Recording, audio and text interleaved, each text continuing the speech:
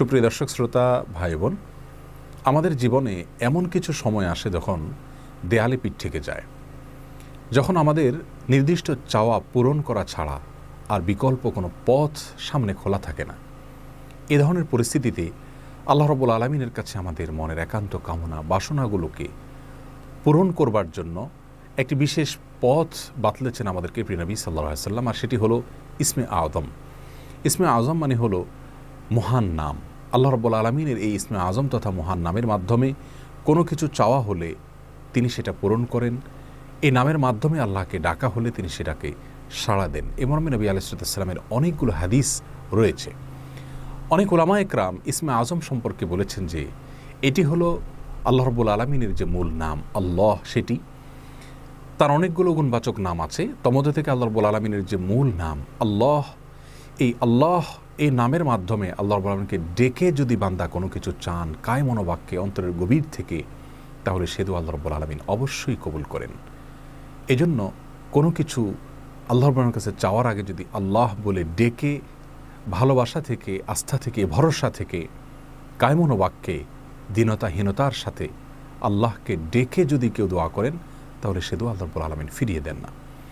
ইসমে আযম সম্পর্কে আরও নির্দিষ্ট করে আমরা নবী আলাইহিস সালামের যে হাদিসটি দেখতে পাই, সেটি তিরমিজিতে বর্ণিত হয়েছে, আরও বিভিন্ন হাদিসের কিতাবে বর্ণিত হয়েছে। সে হাদিস সম্পর্কে বিশ্ববিখ্যাত হাদিসবিদ হাফিজ ইবনে হাজার আল আসকালানী রাহিমাহুল্লাহ ফাতহুল বারীতে লিখেছেন যে ইসমে আযম সম্পর্কে সবচেয়ে বিশুদ্ধতম হাদিস হলো এটি। আর সেটি হলো এই যে বুরায়দা রাদিয়াল্লাহু আনহু বর্ণনা করেছেন, এক ব্যক্তি নামাজের মধ্যে একবার কিছু বাক্য বলে উঠলেন। নবী সাল্লাল্লাহু আলাইহি সাল্লাম তার কথাগুলো শুনলেন। তিনি বলে উঠলেন, আল্লাহুম্মা ইন্নী আসআলুকা বিআন্নী আশহাদু আন্নাকা আনতাল্লাহ লা ইলাহা ইল্লা আনত আল আহাদুস সামাদ আল্লাযী লাম ইয়ালিদ ওয়া লাম ইউলাদ ওয়া লাম ইয়াকুল লাহু কুফুয়ান আহাদ।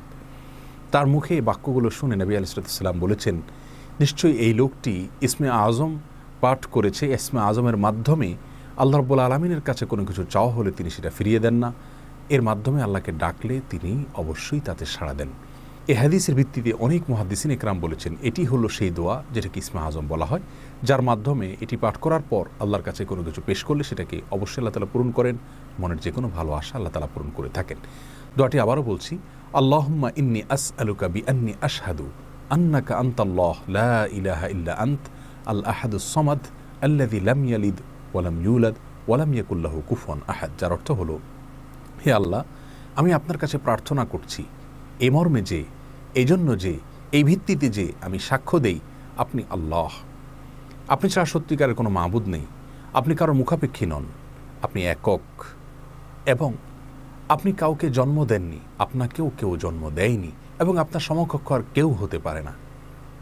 এই বাক্যগুলো পাঠ করে আল্লাহ রাব্বুল আলামিনের কাছে কোনো চাওয়া পেশ করলে তিনি অবশ্যই সেটি পূরণ করেন।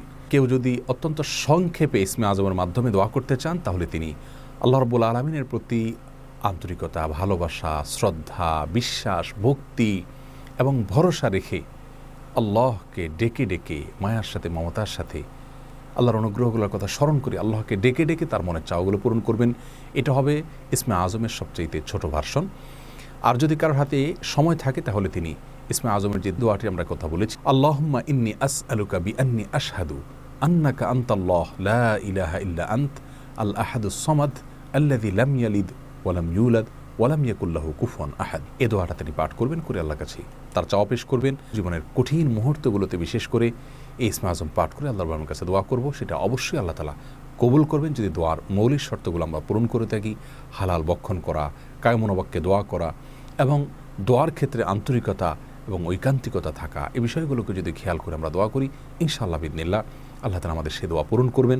কোনো কারণে সে দোয়া যদি পূরণ হতে আমরা না দেখি, তাহলে সন্দেহাতীতভাবে আমাদের বিশ্বাস রাখতে হবে এটা পূরণ এই মুহূর্তে না হওয়ার মাঝে আমাদের জন্য কল্যাণ নিহিত আছে। আল্লাহ তাআলা এর বিনিময়ে আমাদেরকে আখিরাতে দিবেন। এছাড়াও দোয়া ইউনুসের মাধ্যমে লা ইলাহা ইল্লা আনতা সুবহানাকা ইন্নী কুনতু মিনাজ জালিমিন, এটা পাঠ করেও যদি কেউ দোয়া করেন, তার মাধ্যমে আল্লাহর বর্ণনা দোয়া কবুল করেন। এবং হাদিস বর্ণিত হয়েছে, আল্লাহ তাআলা আমাদের সবাইকে ইসমে আযমের মাধ্যমে আল্লাহর কাছে জীবনের কঠিন মুহূর্তগুলোতে দোয়া পেশ করার তৌফিক দান করুন। আসসালামু আলাইকুম ওয়া রাহমাতুল্লাহি ওয়া বারাকাতুহু।